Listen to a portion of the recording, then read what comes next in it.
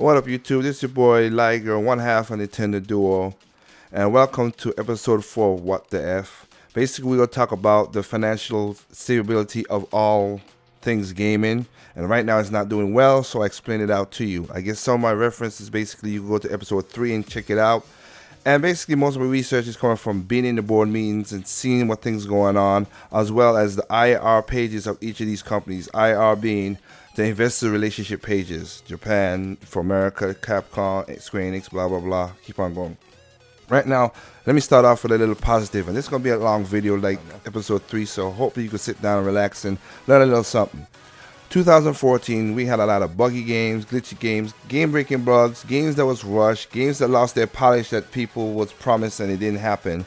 But still, software went up. It rose. A lot of game developers and publishers made some money. Indie games made money. Of course, Nintendo made money. Now, EA made a good amount as well, a good amount of money. They made so much money that a part of their revenue was straight $900 million for DLC. So, love it or hate it, shareholders see that $900 million for DLC. Well, you know what? Keep going adventure. A lot of people hate DLC, and that's going to enforce them to keep on doing what they're doing of nickel and diming you. But that's here or there. That's the company itself. Ubisoft, they took a hit. As many of you know, last year, Ubisoft really took stabbings of their own self and bleed out. But you know what? They're still a solid company. We'll see what happens in 2015.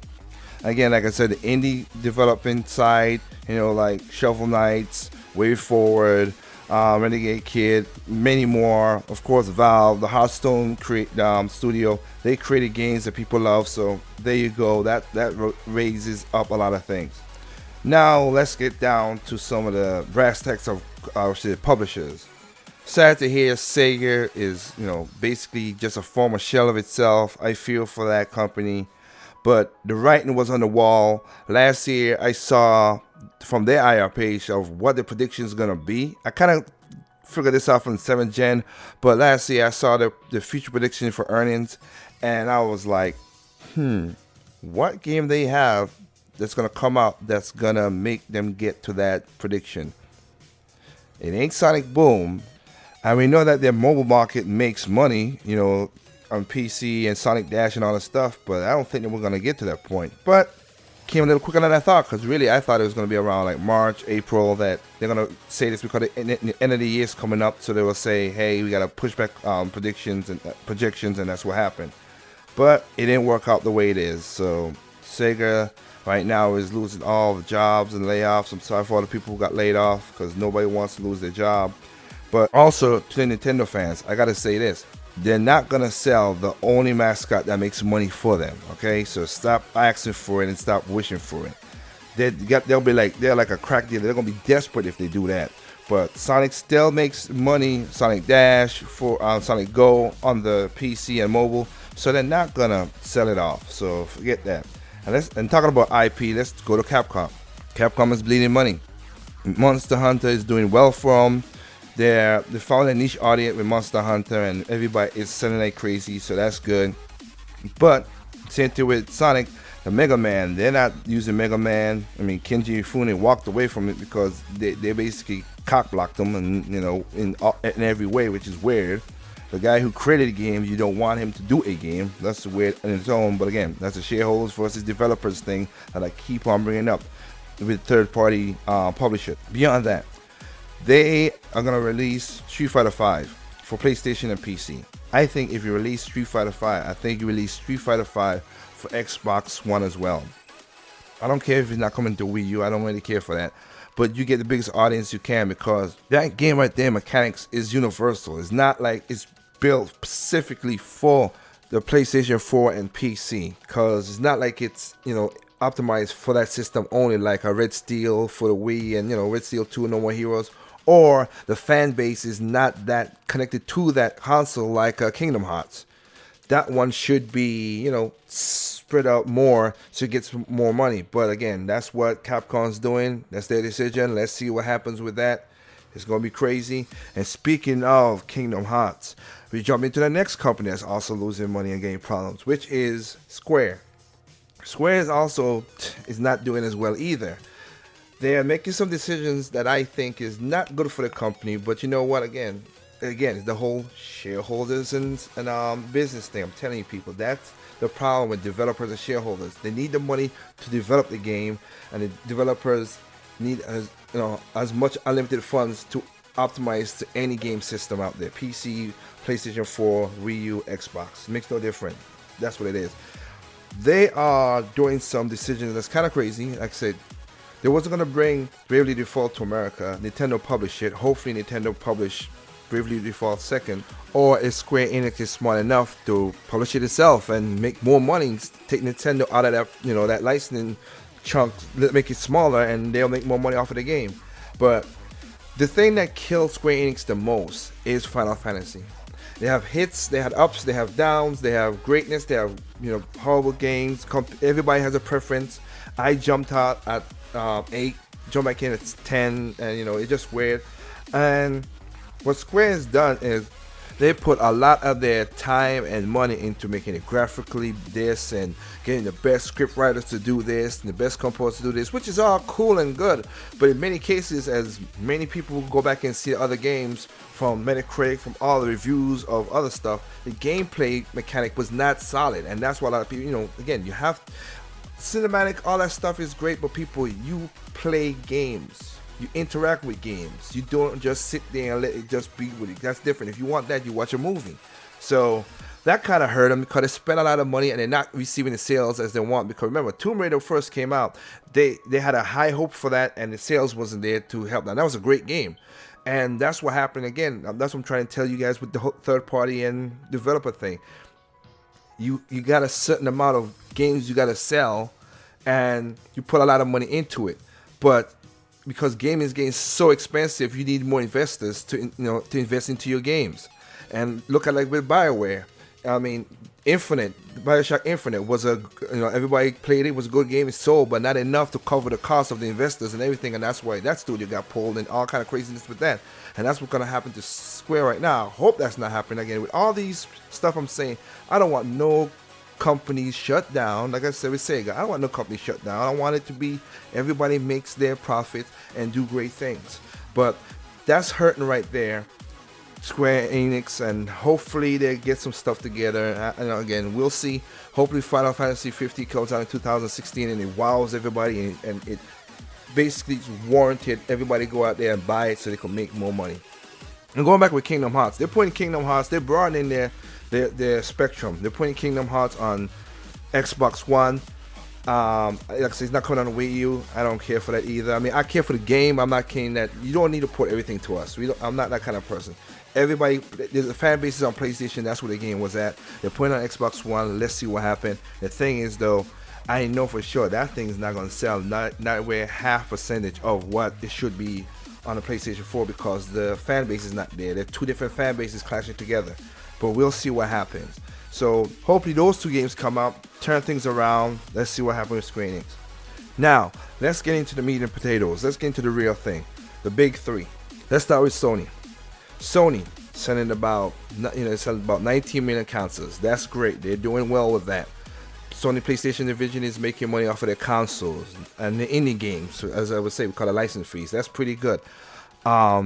The problem is their major company, their parent company, Sony itself, and again, I work for Sony right now, is losing a lot of money.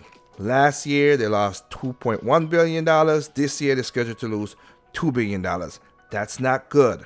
If the parent is not doing great, the company's not, PlayStation is going to feel the hurt. And I'm going to tell you right now, again, just like with Mega Man, just like with Sonic, they're not going to sell PlayStation if it's making a profit. Okay, so again, that's the business part people need to understand. You're not gonna sell that brand because it's making profit. You gotta wait a while.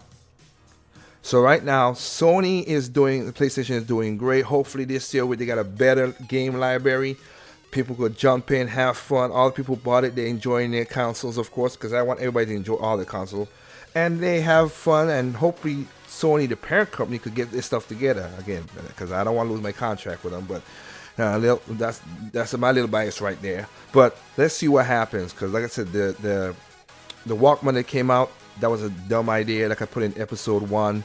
So we'll see how that goes. But Sony PlayStation is doing well, but the parent company is not. So they're also in the half, above the floating water with their system. Xbox One. This is the one I gotta get into because a lot of people, I see a lot of videos out there and a lot of crazy things on YouTube, and I wish they could understand it. Microsoft came out with an Xbox.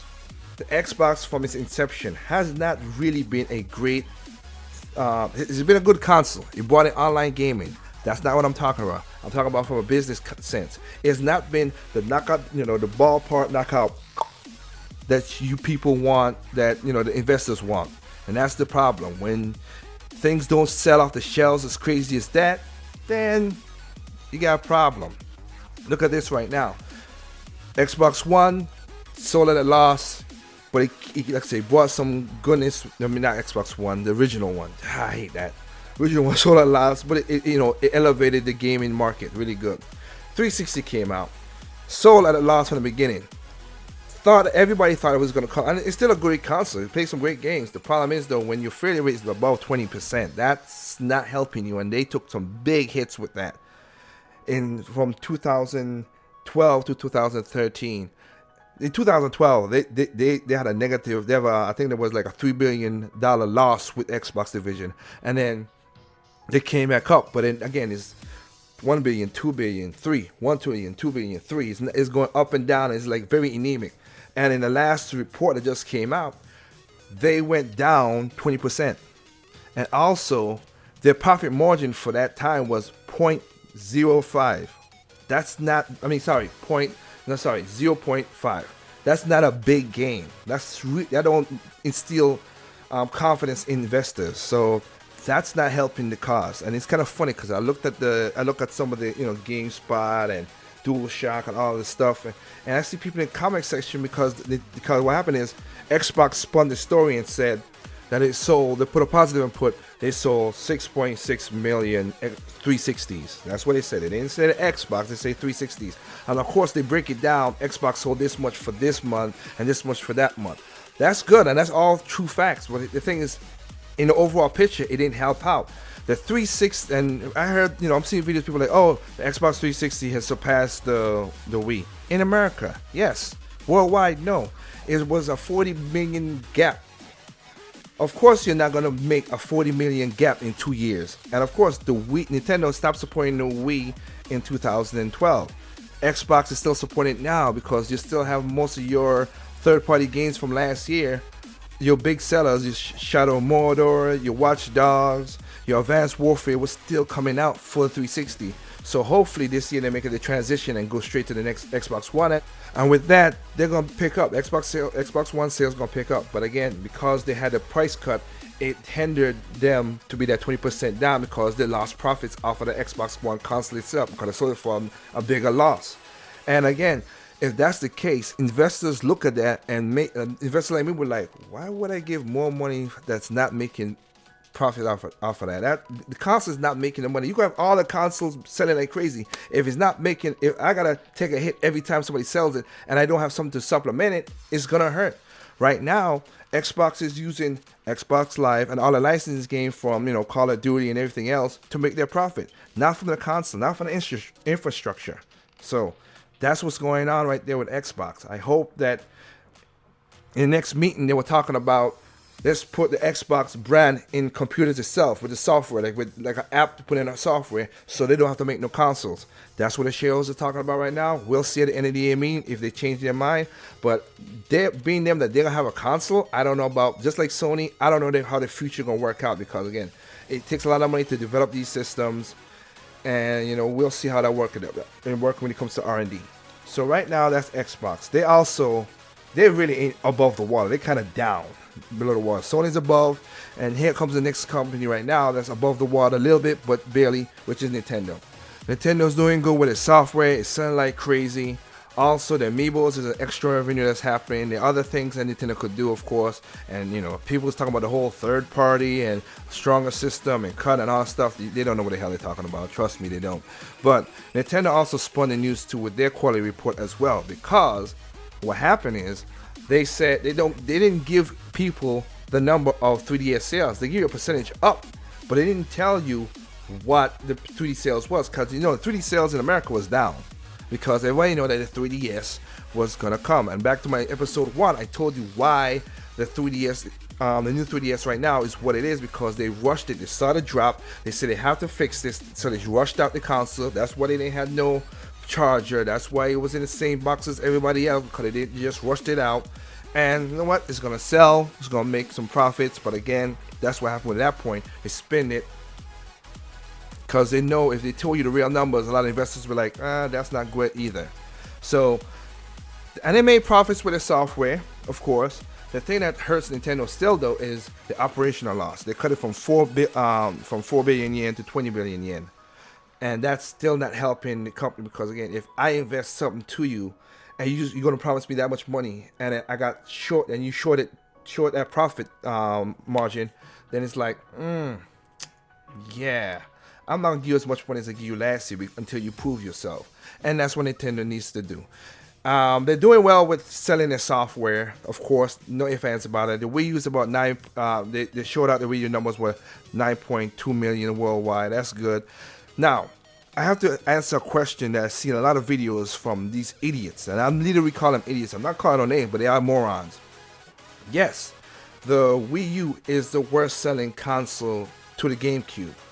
That's true. Here's the thing that a lot of those morons don't understand. It's the most, but also it makes profit way beyond what a GameCube could ever make. The Wii U is making 10 times more profit than a GameCube. Simple fact, because of the internet age we're in right now. Indie developers are picking up the slack for Nintendo games. They're making bank on it. If they make it bank, Nintendo's making bank. Also, if you buy a digital game for Nintendo, they're making bank on it as well, making more bank on it. Like me, I bought Mario Kart, I bought Hyrule Warriors, I bought Bayonetta 2, I bought Toad Treasure Tracker. Those which are their first party games, Nintendo basically get 100% of it, except for like Bayonetta 2 and Hyrule Warriors. But they got 100% of the money back to their company, because they don't have to do shipping costs. They don't have to put no, I should say, disc costs. They don't have to put on any store costs as well into it. So they are making way more profits than they did before with the GameCube. It might not be up there, but they're making money. And that's what's a positive about that. So right now, Nintendo is still alright. They still got $11 billion in the bank. I wish they could open up that bank a little bit, and they kind of do. But they're opening some more studios and trying to get some stuff done. And also to the Nintendo fans out there, there's a reason why I gotta do a video about this. Since this video is gonna get long, there's a reason why games from the past is not coming up as quickly as you want it. Right now, the Wii thing that's coming out right now, that everybody's like, oh, Metroid Prime and Punch-Out and stuff, it's going to be a slowdown. It's going to be a drip drab again. That's what's going to happen. It's going to happen. I can tell you that right now. But the thing a lot of people don't know about, the video game since the 7th generation from the 6th generation has become like a music market now. Everybody wants their fees, their royalties with it. There's a behind the scene policy that stops a lot of games from being what it is. PlayStation Now just came out with 100 games from the PlayStation 3. You know why they ain't got no games for the PlayStation 1 and 2? Because of royalties and licensing fees. They have to battle with that in the past to bring that up. And some people want a little money, some people don't want it. And the negotiation is rough. Same thing with Nintendo. It's harder to redesign 64 games. GameCube, not that much. But the thing is about it, again, some of the companies are been sold off. Some of the studios have been sold to other places or on any difference, so they own licenses and the publishers. It's a whole mess behind gaming that I wish you guys will know about, and I'll get into that in the next video. But that's the problem why the VC, the virtual console, is not that strong. Why also the games that you think they're gonna need a port is not a port. One of my favorite YouTubers said, hey, Nintendo was bragging that Zelda Wii U HD took 6 months to port. It was easy. That was great. Yeah, it was easy to port because you have the same game designer, same producer, same artist, same composer. All those other guys are the same, and they still work for Nintendo to this day. So of course there's no royalties while because they're working for the company. Now if they're split off, there'll be maybe in the contract they had a royalty thing and a licensing thing and all that stuff that goes on with it. And then, of course, that's the problem right there. That's why it takes a long time to get Majora's Mask up and running, because you got to redo all the assets. You also got to get all the licensing and the person who worked on it to say, hey, because They might have a contract that said, hey, I get royalties for whenever you sell this game, Nintendo, which could be the composer, which could be the producer, can be like, we already know, sorry about that, we already know that the producer was Inuma, and the game designer as well too, but you know, that's the kind of stuff that goes behind the scene that a lot of people don't understand. Final Fantasy for Square Enix. That's not gonna be Final Fantasy 7, I should say. It's not gonna happen. Square Enix have to pay the time and the money to put it in, and they can't afford it right now. If they do it, I'd give that game about a 2% chance that ever happen. It ever get remastered in full HD and all that stuff that everybody wants. Right now, think of that thing as vaporware. Okay? Again, I give it 2% chances to happen. If it happens, that's good. I want people to experience a really good game, but it's a lot of assets, a lot of time that gotta go into that game. But for right now, that's what gaming's all about right now. Software is doing well. The three big companies, Nintendo is doing great. PlayStation is doing well, but the parent company is doing all right. I should say Microsoft is a little bit below the water. And again, Nintendo ain't doing all that great because again they took an operational loss of $2 billion yen. Again, $11 billion in U.S. Dollars in the bank, of course, and they could go for the next 40 years losing 30 billion yens. Okay, they could go and still be profitable, but we'll see how that works out. But right now, I just had to get that video out to let people know what's going on in the game. And I know my channel's new. I know I'm not no big person on this community because I just started. But you know what? I had to bring my experience and what I do in the with my job and everything to light. Let's see what's going on in 2015. Hope everything gets better. With that said, there's no perfect games out there. What's perfect to you is not perfect for me. What's perfect to me is not perfect for you. Simply play them games. This is Liger. Peace out.